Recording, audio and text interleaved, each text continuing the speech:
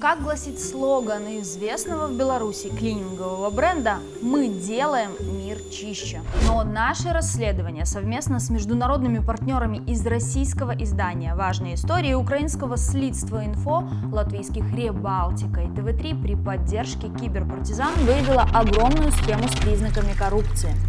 Речь про белорусского уборщика Кремля, а также возможного спарринг-партнера главы ЧВК «Вагнер», который выметает десятки миллионов долларов налогоплательщиков на уборке больниц, университетов, железнодорожных вокзалов и других госучреждений. Я Ольга Ратмирова, и мы начинаем. От белорусской президентской лечебницы до госзаказов из Кремля. Как встретились белорусский уборщик и повар Путина?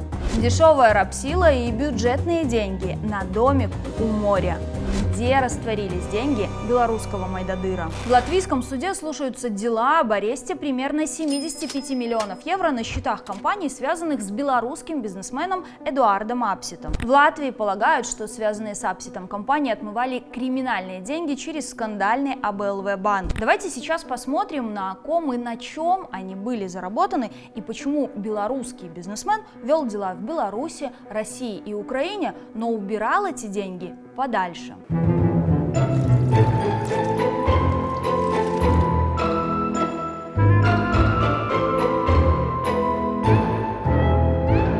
8 января 2014 года, через 1,5 месяца, Россия начнет оккупацию Крыма, а затем войну на Донбассе. В московском Кремле проходит традиционная рождественская елка. Но буквально за 2 недели до этого московская компания Cleantime заключила годовой контракт по обслуживанию Кремлевского дворца. То есть именно они убирали дворец на новогодние праздники. Обычному белорусу название этой компании ничего не скажет, но бренд, под которым она работала, хорошо известен в Беларуси, ведь он родом из нашей страны. И это «Чистый свет». А вот и его владельцы, граждане Беларуси Эдуард и Елена Апситы. История их бренда началась в 1994 году в Минске. Долгое время бизнесмены оставались единственными игроками на белорусском клининговом рынке. Одни компании Апситов закрывались, вместо них появлялись другие. И сейчас в Беларуси у них работают 2 фирмы. Это «Чистый свет» плюс и управляющая компания Фасиликом. Почему они нам интересны?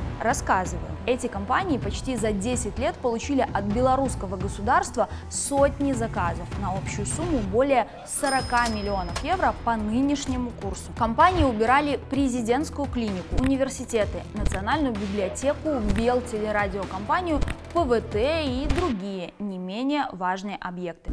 Что касается интереса заказчика, то он всегда выражается в сумме отката. Бюджетные деньги — это деньги не твои, это деньги налогоплательщиков. Покупают задорого то, что можно купить дешевле.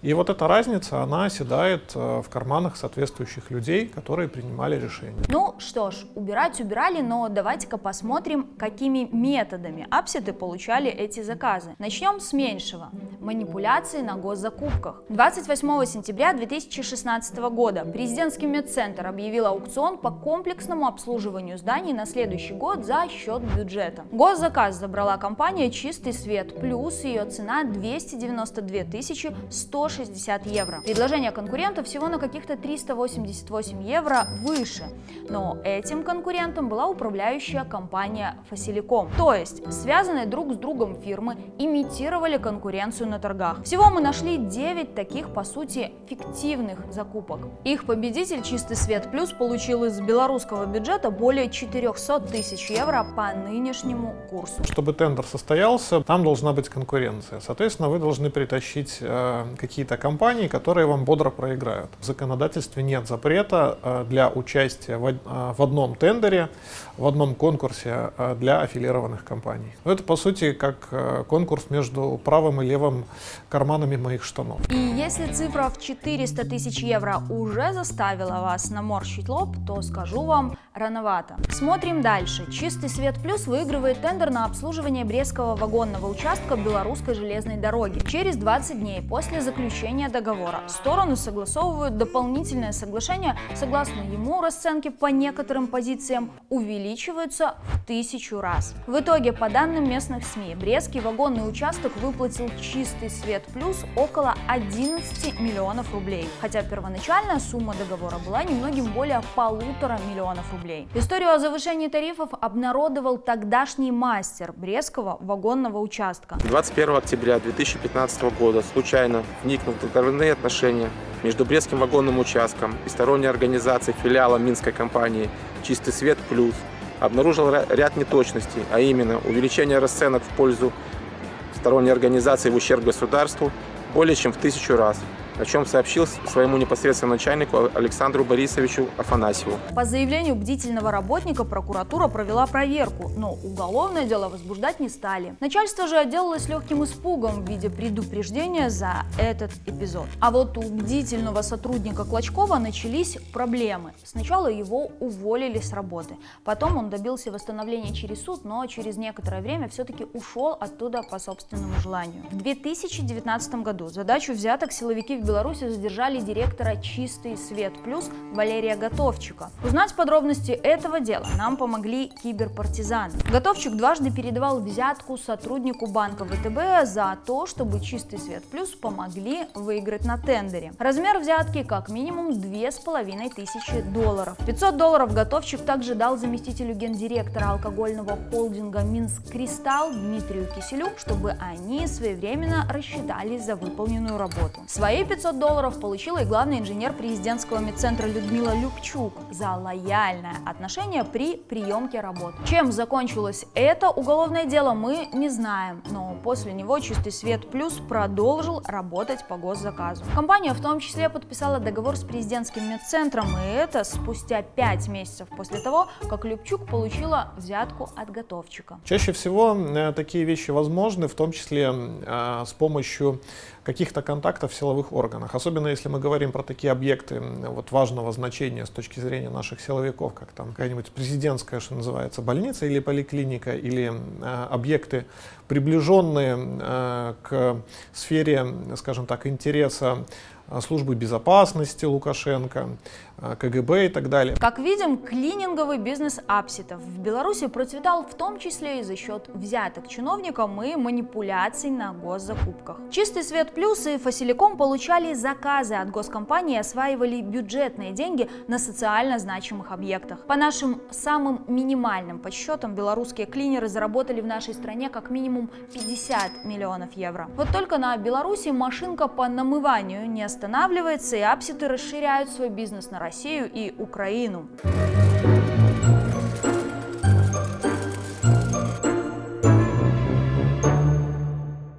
Возвращаемся в Кремль на рождественскую елку. Новогодним подарком на 2014 год, связанная с апситами компания, получает российский госзаказ на годовую уборку Кремлевского дворца. Из бюджета бизнесмен получает 280 тысяч евро. Но чьими руками апсит будет убирать этот дворец? Через 4 месяца после елки в Кремле московская полиция задержала сотрудников одной из крупных клининговых компаний. Отраслевые СМИ писали, что речь идет о группе компаний апситов «Фасиликом». Их обвиняли в нелегальном трудоустройстве мигрантов из Узбекистана, которые жаловались на низкие зарплаты и рабские условия труда. Мы работаем в разных городах России, в Украине, в Беларуси.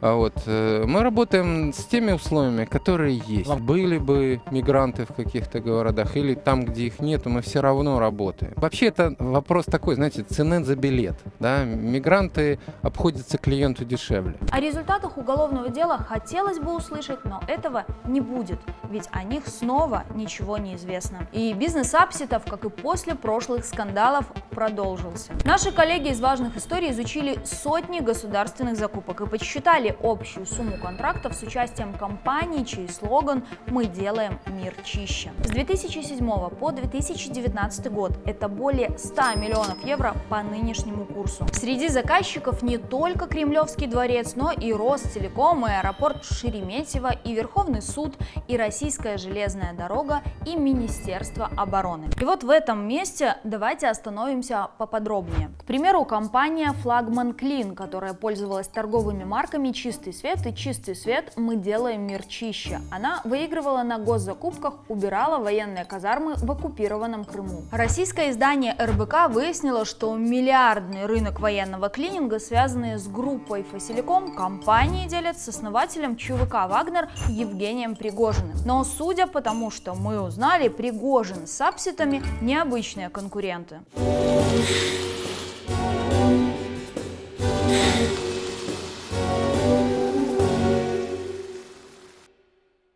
2016 год. Скандал на торгах Минобороны. Федеральная антимонопольная служба выявила картельный сговор на аукционах по комплексному обслуживанию военных городков. Госконтракты на общую сумму более 245 миллионов евро заключили с незначительным снижением начальной цены на 1,5%. Отказ от соперничества между участниками таких крупных торгов приводит к неэффективному расходованию бюджетных средств. Сговоры приводят к излишним тратам бюджетных средств, что негативно влияет на экономику. После разбирательства антимонопольной службе удалось доказать сговор лишь на 28 миллионов евро. В сообщении ФАС упоминалось две группы заговорщиков. Вот первая. Российский фонд борьбы с коррупцией выяснил, что она связана с бизнесменом Евгением Пригожиным, которого называют поваром Путина и основателем ЧВК «Вагнер». Именно по заявлению фонда Алексея Навального российская ФАС возбудила дело о картельном сговоре. Такие были времена. В случае с Пригожиным было создано несколько якобы независимых фирм, которые имитировали конкуренцию,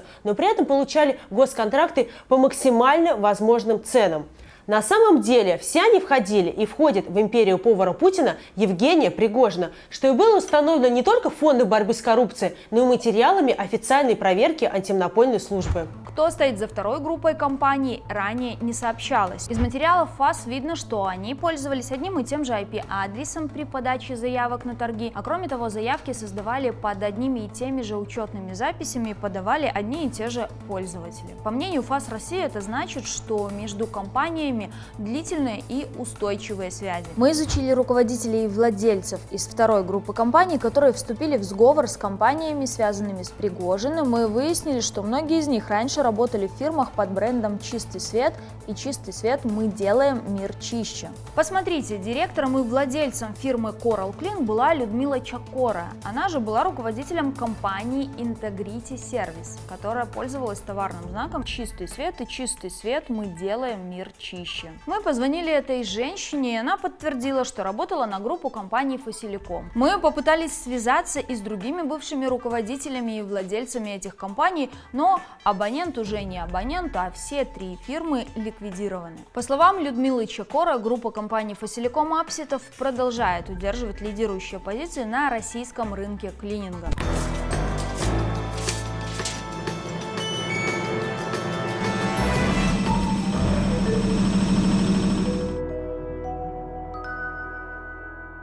Пока компании под брендом «Чистый свет» получали заказы от российских военных, апситы, несмотря на военные действия Москвы против Киева, продолжали беспрепятственно действовать и на рынке Украины. Там белорусские бизнесмены создали группу компаний под названием «Чисто». Как и в России, их там ловили за любимым делом. В 2016 году Львовское отделение Украинской железной дороги объявило тендер на поставку моющих машин. «Наша песня хороша, начинай сначала». На него заявляются две компании: немецкая моющая техника и «Чистый свет Трейд». Победителем выбрали последнюю.